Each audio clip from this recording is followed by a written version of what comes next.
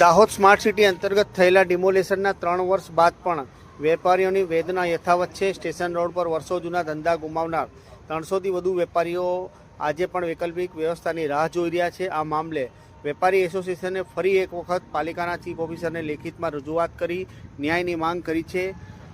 દાહોદ શહેરમાં 3 વર્ષ પહેલાં સ્માર્ટ સિટીના કામે બુલડોઝર ચાલ્યા હતા ત્યારે અનેક પરિવારોની રોજીરોટી છીનવાઈ હતી। ખાસ કરીને દાહોદના હાર સમાન ગોધરા રોડથી સ્ટેશન રોડ સુધીના વિસ્તારમાં 300થી વધુ દુકાનોને જમીનદોસ્ત કરવામાં આવી હતી। તે સમયે તંત્ર અને રાજકીય નેતાઓ દ્વારા વેપારીઓને હૈયાધારણા આપવામાં આવી હતી કે તેઓને ટૂંક સમયમાં વૈકલ્પિક જગ્યા ફાળવવામાં આવશે, પરંતુ 3 વર્ષ વીતી ગયા છતાં પરિસ્થિતિ કંઈક અલગ જ છે। વેપારીઓ હજી પણ નોંધારા છે। વેપારીઓના આક્ષેપ છે કે અનેકવાર લેખિત અને મૌખિક રજૂઆત કરવા છતાં તંત્ર આ ખાડા કાન કરી રહ્યું છે, હાથ ધરીને બેઠું છે। ધંધા રોજગાર વગર વેપારીઓની હાલત કફોડી બની ગઈ છે। પરિવારનું ગુજારણ ચલાવવું પણ મુશ્કેલ બન્યું છે। ત્યારે આજે ફરી એક વખત વેપારી એસોસિએશન ભેગા થયું હતું અને ચીફ ઓફિસરને આવેદન આપી વહેલી તકે જગ્યા ફાળવવા માંગ કરાઈ હતી। હવે જોવાનું એ રહેશે કે તંત્ર દ્વારા આ રજૂઆતને કેટલી ગંભીરતાથી લે છે કે પછી વેપારીઓની આ લડાઈ હજી લાંબી ચાલશે, તે હવે આવનારો સમય બતાવશે। 35 મહિના પહેલા 12/5/2023 ધગધગતું દાહોદ અને ધમધમતું દાહોદ ક્યાંક વિકાસમાં રોકાઈ ગયું હતું। જે દુકાનો વેપારીઓ જેમનાથી દાહોદ ઉજ્જવળ દાહોદના લોકોને સંસાધનોની પૂરતી જરૂરિયાતો પૂરી કરતા વેપારીઓ આજે 35 મહિના પછી પણ લાચારીથી નગરપાલિકાની સામે ઊભા છીએ। પોતપોતાના ઘરનું ગુજરાન, પોતપોતાના બાળકોના ભવિષ્યની ચિંતા કરવાની સાથે આજે નગરપાલિકામાં ફરી આવ્યા છે।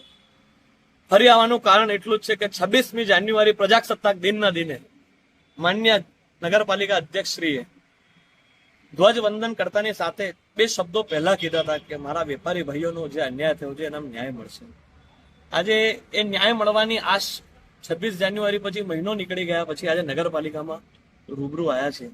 ત્યારે કોઈ પણ પ્રકારે આ રસ્તો ધૂંધળો જોવાતો નથી સાફ કે ભાઈ આનો રસ્તો સાફ થઈ ગયો છે। 35 મહિના પછી પણ દાહોદના વેપારીઓ જેમનો વાક ફક્ત એટલો જ છે જેમને દાહોદના વિકાસમાં સિંહ ફાળો આપ્યો છે, દાહોદના રોજગારને થંભી દેવાના જે કાર્યો દબાણના નામે કરવામાં આવ્યા હતા એને ન્યાય ક્યારે મળશે એની રજૂઆત લઈને આવ્યા હતા। ભારી મનથી આવ્યા હતા, કોઈ ઉગ્ર રજૂઆત નથી।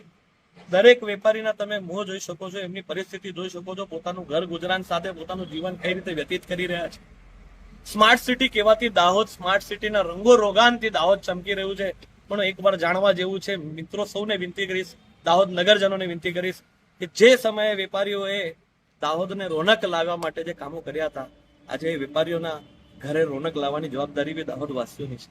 ચૂંટણીના એંધાણ છે, દેખાઈ રહ્યું છે કે સામે ચૂંટણી આવી રહી છે, કોઈ ચૂંટણી લક્ષી કે કોઈ એ પ્રકારે નહીં, પણ પીડિત તરીકે હું પણ એક રજૂઆત કરીશ કે ધંધા રોજગાર વગર કોઈનું ગુજરાન ચાલતું નથી। આજે આના જ માટે નગરપાલિકાની આવ્યા હતા અહીંયા માન્ય COCને બી વિનંતી કરી છે, એમને યોગ્ય આશ્વાસન આપ્યું છે કે વહેલા તકે આનું નિરાકરણ આવશે।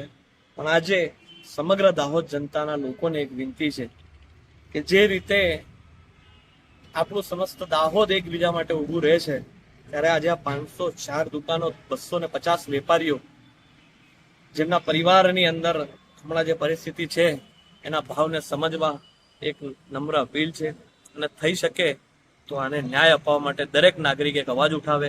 ભારત માતા કી જય, જય જય ગરવી ગુજરાત।